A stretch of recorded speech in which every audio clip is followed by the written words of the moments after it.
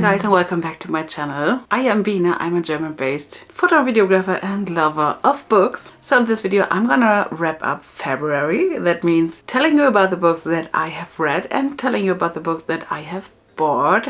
Let me know what books you have read and what books you might have bought. And yeah, let's just start with the books that just moved to my TBR, brand new. First of all, I have ordered Sabaa Tahir and Amber in the Ashes. Okay, I'm going a little bit against my rule to not buy new series before I have read the ones that I have here. But I made a little bit of an exception here, as you can see. So the series is out for a while now, and this is about Leia and Elias.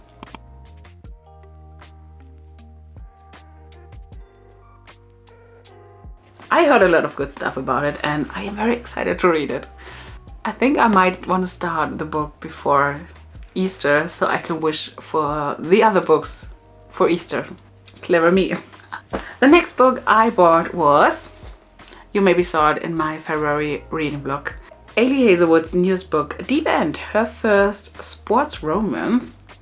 Ooh, a competitive diver and an ace swimmer jump into forbidden waters in this steamy college romance.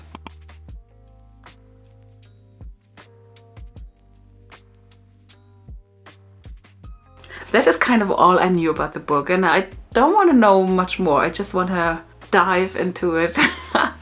Oh, that was lame. I want to dive into it a bit without much knowledge. I just want to get surprised.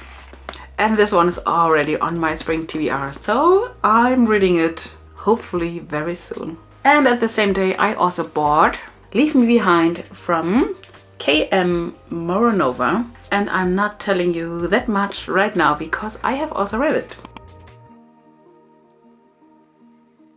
And I'm gonna tell you more about the book in a hot minute. Oh, and next I ordered some used books, and the ones I'm showing you right now will not add to my TBR because I already have them on my TBR as an ebook.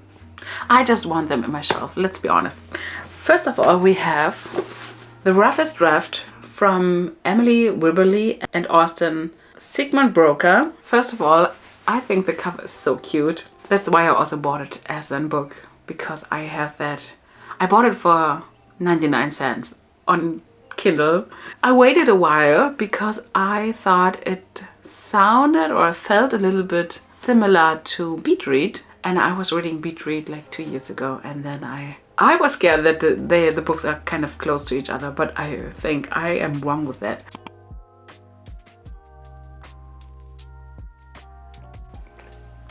Sounds good. It sounds so good. And next up we have The Cruel Prince Trilogy. I just had them on my Kindle in German. I feel more confident now to read fantasy in English, and I think I'm gonna start them in English, and if I have big problems I am gonna switching to the German ones. I don't know if I have to introduce it because I think The Cruel Prince is already very, very famous. Oh, I am so excited. It should be, so far of what I have heard, this is a really, really good enemies to lovers situation because they are true enemies. And I think there is not much romantic happen until the second book. We will see. I'm trying to read them in a row. In a what? In a row? What? I'm trying to read them in a row. In a row. That's what I wanted to say. Alright, that is adding 3 more books to my TBR. And let's see which books I have read in February. So I was finishing Onyx Storm at the end of January, starting February. I was still counting that book as a January book because I read most of the book in January. And then I was a bit scared that I need a break from reading because I was really trying to read that book fast. I was mainly listening to it as an audiobook, but still I was listening a lot, and I had the feeling I need a break, but turns out I did not. And I was just craving a short romance story. And so I was deciding for The Dead Romantics from Ashley Poston. I have read her other books already. I have read The 7 Year Slip last year, And I have also read a novel love story. I read that one in summer, and I really like her writing and her books in general. And I also love the magical realism. That's what I was looking for, and I really like that aspect. It is good to know that that she's never solving these magical realism things. And I think that is good to know, because while you are reading it, you're curious the whole time what will be the solution of that. And I think it's better to know that there will be no solution, and yet that you should just go with the flow. It's been a while that I have read the book. I enjoyed the book. It felt a bit loose at the beginning to really care about the characters. But we got there. We got there, and towards the end, I was really excited to see how it's wrapping up and to see if it's gonna be a happy ending or not. And I had my fun with the book. I also liked the family. There was one part that kind of felt wrong for me. It was when Florence is just getting home because her father died, and she meets her mom and her siblings, and I think her dad, it's just like 24 hours then he is dead, but the family dynamic is weird. Like, they are kind of happy and making jokes and teasing each other, and it feels so wrong, because I feel like, shouldn't you all be crying and be devastated because your dad and husband just passed away very suddenly? That felt so wrong. That was a point that I was not going with. I felt like it should have hit harder. It felt like she came home like a month after her dad passed or something like that. But I gave the book 4 stars. I had fun with it. I love Ashley Poston's writing, and I just found out she has another book coming this year, and I just have marked it in my calendar. I can't wait for that one. 4 stars for this one. So next I have read Long Live Evil from Sarah Rees Brennan, for anyone who has ever fallen for the villain. As her whole life collapses, Ray still has books. Dying, she seizes a second chance at living, a magical bargain which lets her enter the world of her favorite fantasy series. Who don't want that? She wakes in a castle on the edge of a hellish chasm, home to the once and forever Emperor, her favorite fictional character. It's impossible alluring as only fiction can be. However, in this fantasy world, she discovers that she's not the heroine, but the villainess. Time to assemble a rogues gallery of villains and hatch an evil plot. I thought the story sounds so incredibly good, but reading the book, it kind of felt flat a little bit for me. I found it very confusing at the beginning, especially because Ray knows the book, she knows how the story goes, but she don't really remember everything, because sometimes she wasn't that good of a listener to the story, or just didn't remember everything. And so we have her memory on the story, and then we have the plot itself that sometimes just is different from the real story, and it was confusing. It was confusing. Anyway, I really like the ending of the story. I loved the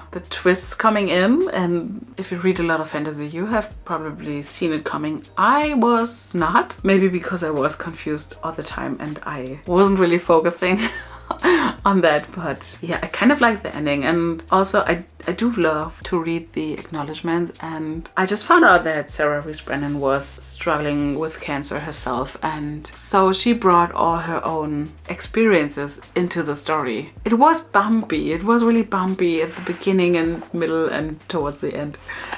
I wanted to love it so badly, but I ended up giving the book, I think 3 stars. I think 3 stars. And it's not a standalone, there will be another book. I haven't decided yet if I'm gonna read that too, but maybe.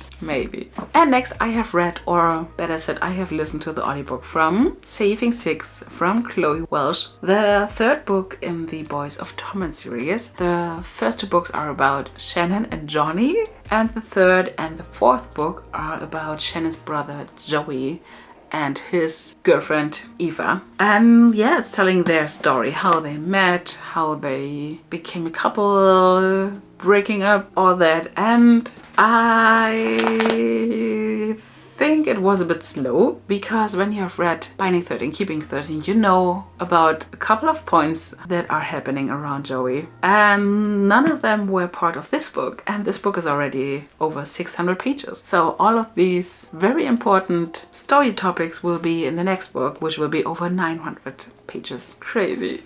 So yeah, so we really just focus here on Joey and Eva, them meeting, falling in love, but not getting together. And we also learn a lot about Joey's family life, him starting drugs or taking drugs, not really been able to get away from the drugs. And it's a bit long. I just wished we had a lot more different plots in here. So I ended up giving the book 3 stars as well. I just saw after that the book has a overall rating of 4.5 stars. Unfortunately, I'm not one of them, but still I am starting the next one. And then book number 4 in February is Leave Me Behind. I just bought it in February and I started it the same day. It's a dark romance in a military setting, and for me it was my very first dark romance, and it also was my very first book in a military setting.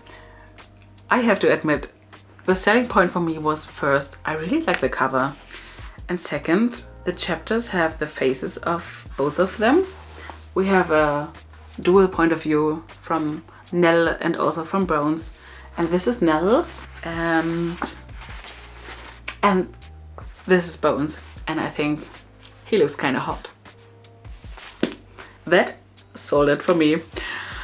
Well, the book itself, well, I gave it 3 stars. I didn't love it, I didn't hate it. It was kind of in the middle. Oh, and if you, well, I am not into blood.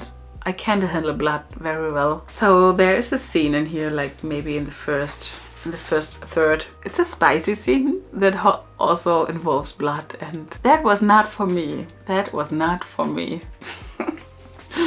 But yeah, I ended up giving the book 3 stars. And that are the 4 books that I have read in February. Let me know what you have read. Let me know if you have read any of these books. Let me know what you rated them down below. And I hope you had fun with this video, and I hope to see you in the next one. Bye bye!